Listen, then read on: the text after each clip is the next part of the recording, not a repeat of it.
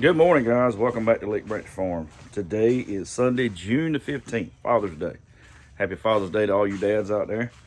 It is going to be off and on hazy today, cloudy. Sun's going to pop out. It's supposed to be a light rain today, but before it got too hot, I wanted to kind of get in here in this second tunnel, this tomato tunnel, and put the last row of strings over here on these two rows. And you can see, like I told you in the beginning, when we first planted them in here, they were going to outgrow that Florida weave stake system. You can see out there in the back, they're 1.5 feet over top of that. So I've got to put one last row of strings close to the top as I can to kind of keep those guys contained. And we're going to still have to trellis this row of cherry tomatoes. You can see I got this one done last week. Got all the strings put up. They all hung on tomahawks.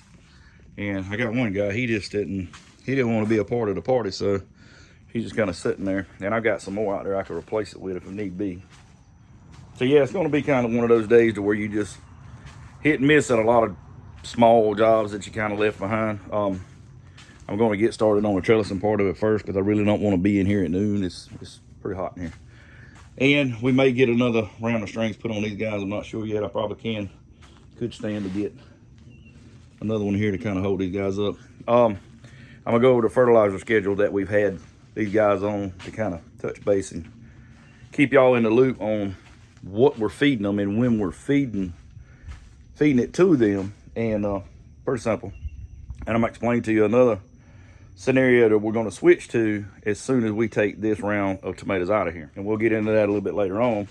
I've also got another round of tomatoes that is going to go in this tunnel here, and I am going to jump on this tunnel here pretty quick with both feet so I can get this other round started. And Betsy's going to come down here in a little bit and kind of help me up pot these guys into bigger blocks and get them started in the grow trays, that we will finish them out before we put them into the system. Like these guys in here, I mean, there's a ton of tomatoes. You can see there's clusters everywhere, and I haven't pulled a red one out of here yet, or I haven't even pulled one that's blushing out of here yet, but we got several in here that they probably going to go to market with me whether they turn or not next week, simply because I got asked 50 times yesterday about tomatoes, and I made up my mind. I don't know, something in my mind tells me it's wrong to sell a green tomato before you do a red tomato. That's just me. I'm weird like that, but when as many people's asking for reds, I could probably be selling greens, and there's some in here that would definitely sell.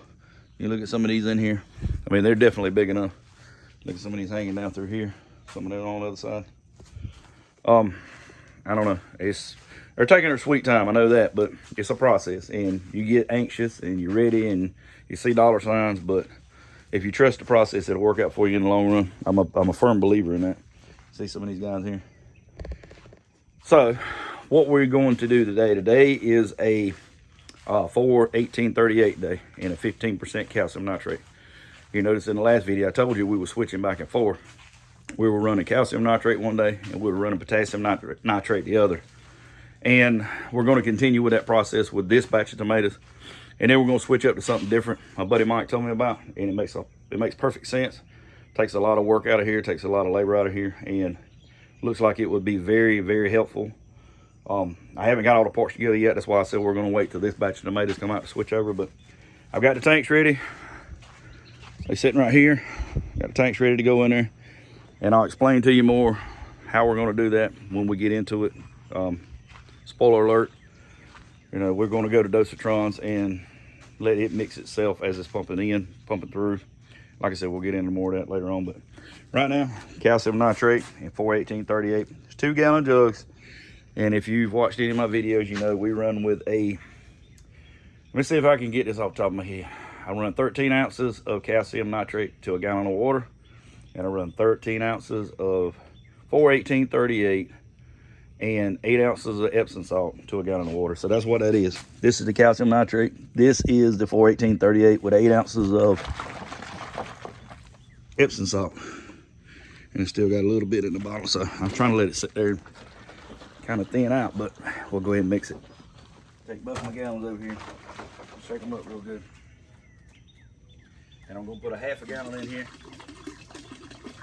And the only reason I say half a gallon is because that's what it normally ends up being around a half a gallon to get the AC right in it.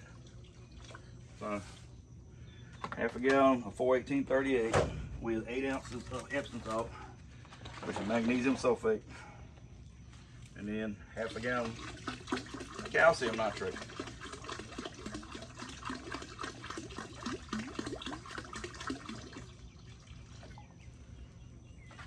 About, you do this enough, you get a feel for it. I do it every day, sometimes twice a day. And sometimes I fill it at night, just so I don't have to do it the next morning. So we'll stir it up. Then we're going to check our EC on it.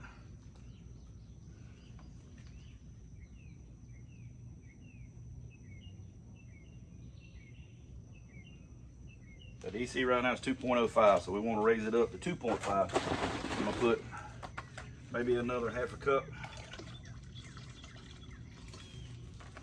of both. You can raise the EC with one, but we want to kind of do them in equal parts, even if it goes over just a little bit. And the calcium nitrate, it'll raise it quicker than the 41838 will.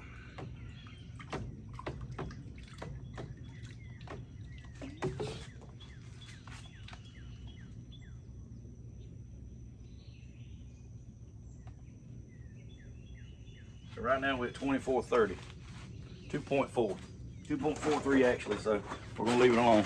I'd rather be just a tick under than I would be a lot over, so sun's popping out. So what the process is here is that I'm gonna get on the back side, start the top string, and try to stay as high as I can on that last pole. This is the last string I'm gonna run on these guys. So what I'm gonna do is get back there next to that wall and come up the back side.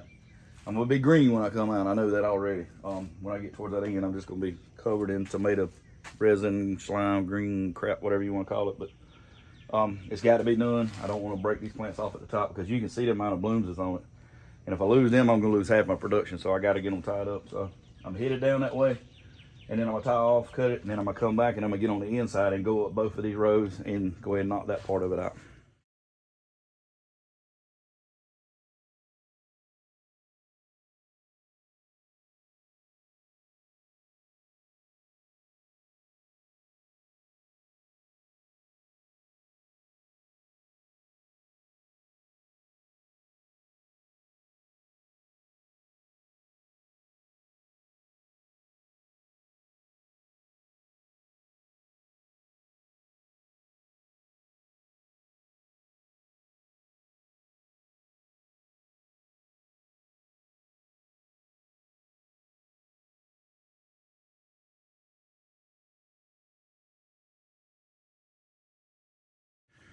All right, so I know that happened pretty quick, and I'm gonna kind of give you a close-up of what I just did. All I did was run around these, and I put this top string on, and you can see how it sandwiches the plant together. That's called a Florida weave, and a lot of people do it different. It can go in and out of the plant. I don't particularly like doing it that way. It just seems like it breaks a lot more. But I mean, we actually did two things at once while we were putting these strings on. We went through and tied them up, of course, to keep them supported, but we actually bumped these plants around enough to where we may have pollinated more tomatoes on the top rows anyway. I did run a lot of bees out of here as I was going through. There was bees coming in and out, but you can see the top portion of it, how many blooms are on it. And just generally walking by and doing this is enough to pollinate a tomato plant. It doesn't take long. The male and female part of the flower are one on a tomato plant, so all you got to do is bump it and it'll pollinate itself, really. A little bit of wind will do it, but glad to have that part done. I won't have to do any more to that back row for sure, and that was a mess trying to get back there, but I may have to come through and put one more string on this one. I'm not really sure yet. Since I backed off the nitrogen a little bit, that may help to keep from getting so tall, but you can see they're already into fruit mode, and we're going to try to keep them there. Now I've got to go through and clean up the bottoms. All these are suckers that have grown out, and you can see they put on blooms. We could leave them alone, but you know me, I don't like a mess like that, so I'm gonna go through here and clean this up to make it easier to walk through, sweep the floors and all that. I still got these two rows over here that we got to tie up, and I'll get on those in a few minutes, and then we're gonna get to tying up these cherry tomatoes. All right, so finished tying up all these tomatoes in here. Still got to trellis these Mountain Magic cherry tomatoes. I'm gonna go in here in this tunnel over here, and Betsy's over here working on up potting some of these tomatoes, so I'm gonna go in there and see where she's at with this.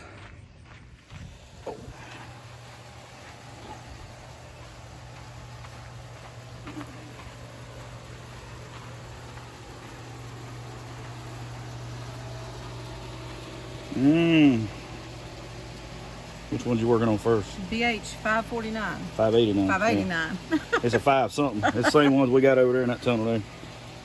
She's picking through there and getting the best looking ones out first.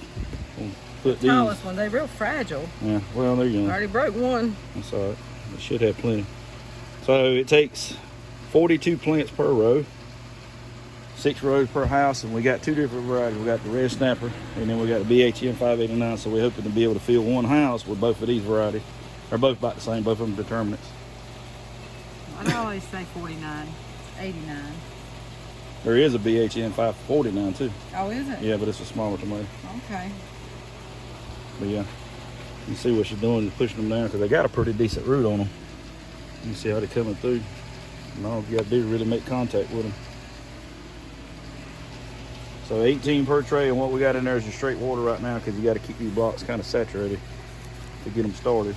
And then once everything's done, we'll come back and put a half dose of nutrient solution in there, which is about a 1.5 or 1.6 EC to get them started. How long do you think it'll take them before they're ready? Well, they'll be ready to go in there in a couple of weeks. It don't take them long once they hit this stage.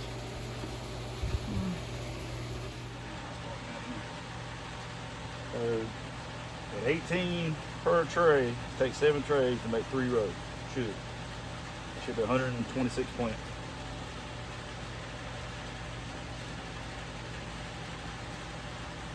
These things grow pretty quick. So when you put them in the greenhouse, how long should it take for the tomatoes to come off? Well, these are roughly a 75-day variety. I mean, it's perfect time of season for them, so anytime under that. Which they already been in these trays 2 weeks, so you got to add that to it. Yeah. Be harvesting off these 1st August. Good. Which then won't finish harvesting until the 1st August.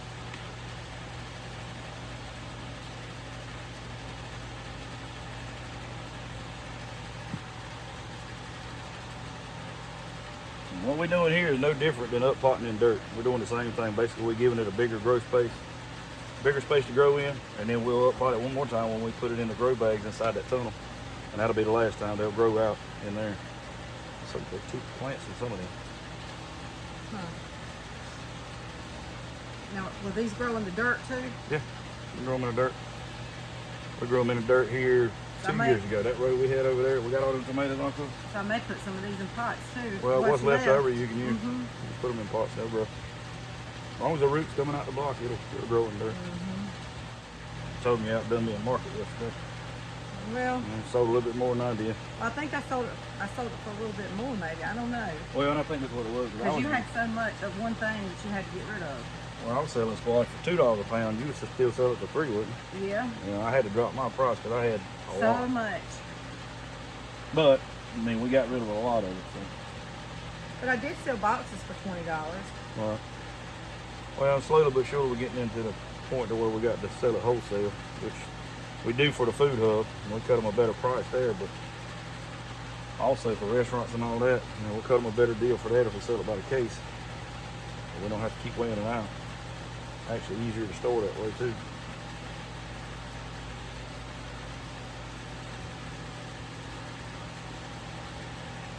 Tell them about cucumbers. Mm-hmm. Tell them about cucumbers. How many cucumbers we got? Too many.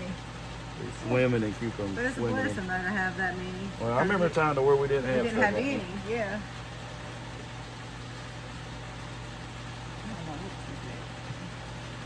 The best ones you got. I'll always go back to front later.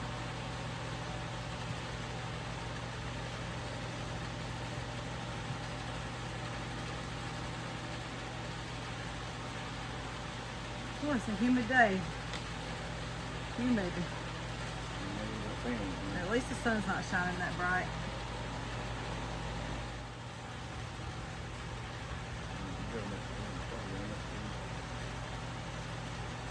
There's gonna be a lot left over. So the one thing we lacking on here is tomatoes. Right now, normal we got them, but that little folly we had at the beginning of the season with them indeterminates kind of put us way behind. If I'd have started these determinates, we would already be on our 2nd round right now, no doubt. Because I grew them in the dirt faster than this before. Yeah. But we sure did have some good potatoes and onions this year. Well, we got better onions this year than we've had in a couple of years. And I kind of think that's got a lot to do with when we did them. I know normally we like to overwinter them. This year I didn't, and we planted them what, 1st of March, end of February, 1st of March, something like that. After all the real cold weather, and it seemed to have done a lot better. And that's, I mean, average what we got. We still got what, 2 rows of beans? Yeah. Probably get them this week sometime. And they buying the crap out of them too. Talking about putting a tent up outside the road there, like we have the past couple of years. Try to get rid of some of this stuff during the middle of the week.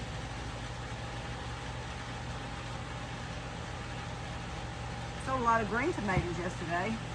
We got green. Yeah, we got plenty of green. Taking a while for them to turn. I told the man yesterday I was bringing green next week, whether I brought anything or not. Just because I've been asked about so many green tomatoes.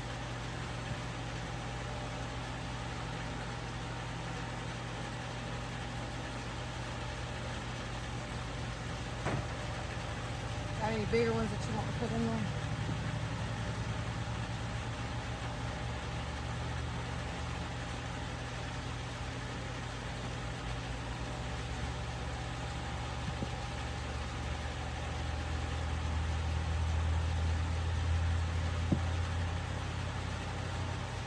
Oh, they're so fragile. But they're good. They're good. I like the Primo Red too. We didn't plant any of them this year, did we? No, we probably do a second round of them though, because that's a good one too. We did those what, last year? Little points on the end. They're so good.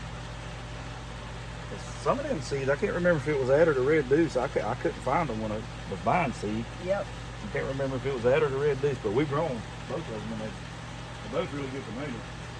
The Red Deuce is a really good tunnel tomato, early production. I missed one down here. Yeah, these onions right here, I'm going to tell you what. The Dixondales, where you got them? Yep. God, they're good. And they grew so good this year. I think we found a good spot for them. Yeah, well, it's sandy there, so they grow. And everybody's asking, why are they candy onions? I'm like, they kind of taste like a Videga. They're sweet. They're so good.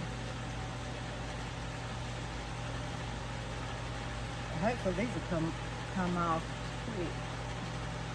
So Everybody's wanting tomatoes. yeah, it's that time of year. Watch though, there'll be a time where they'll be sick of tomatoes. We've seen it. You couldn't hardly sell a tomato. Hard to believe, but it'll happen. Do you think we can grow them in a high tunnel all year round in the ground? We're gonna try it. I get that other tunnel. That's exactly what we're gonna do. Problem is the ground temperature. Yeah. You can't regulate that, so I can regulate the temperature on the water, but I can't regulate the temperature on the ground during the winter. You can try, but you gotta wonder if it's worth it if you have to spend so much money to try to grow them, then you are making when you sell them. Sense of breaking even.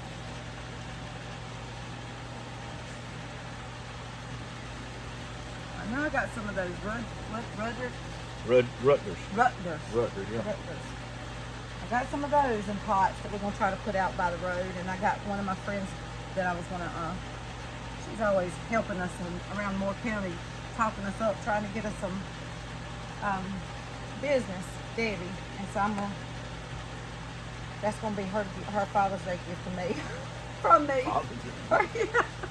I told her I was gonna give her one of them. I ain't gonna knock it, because I'm telling you, there's a lot of women out there that pull double duty. They mother and father. So that's the truth. Yeah. I'm with that 100%. Her husband even said he told me Saturday, he said, I got some and they ain't even turning yet. He said, it's taking a while for them to turn. They're ready for a good old homegrown tomato, I guess. Taking so long. These are not looking too good, but I'm gonna put them in there anyway. Oh, that'll grow. But these have been under lights the whole time. They haven't been in the sunshine yet, so they're gonna sit on this table here for a couple of weeks. And I'm hoping we don't have to stake them, because that's the aggravating part. And if I can go from here straight into that tunnel, then we can go ahead and start trellising them. So I'm hoping anyway. I mean, you like it. I probably got enough to finish those 3. Not gonna be too big, but Well, they'll grow. As long as they got cut or true leaves on them, they'll grow. All right. So that's the first round, and I got to hold off on these over here until I get some more trays put together. And I got to get another table set up so I can leave these in here. But got to label these. Betsy's gonna keep some of these and try to put them in pots and grow them out just for outside tomatoes. Hey, there's been a lot of times where we needed something to go to market, and she started in a flower bed or something else, and we stole stuff off of that. yeah. All right, so I got to label all these, and then put a little bit of fertilizer in here, and we'll be done with this. So I'm gonna go cut grass. What are you gonna do? Cool. She's going to the school. Then cook. Father's He's got Day to dinner. cook. And we're having dinner here today. All the youngins and grandyoungins are showing up. So, all right, so I think this is where we're going to end this one, guys. So if you haven't subscribed to our channel, reach over here in this right-hand corner and click that subscribe button and click the bell notification so you get notified every time we put out a video. As always, we appreciate you stopping by. We thank you for watching, and we'll see you on the next one.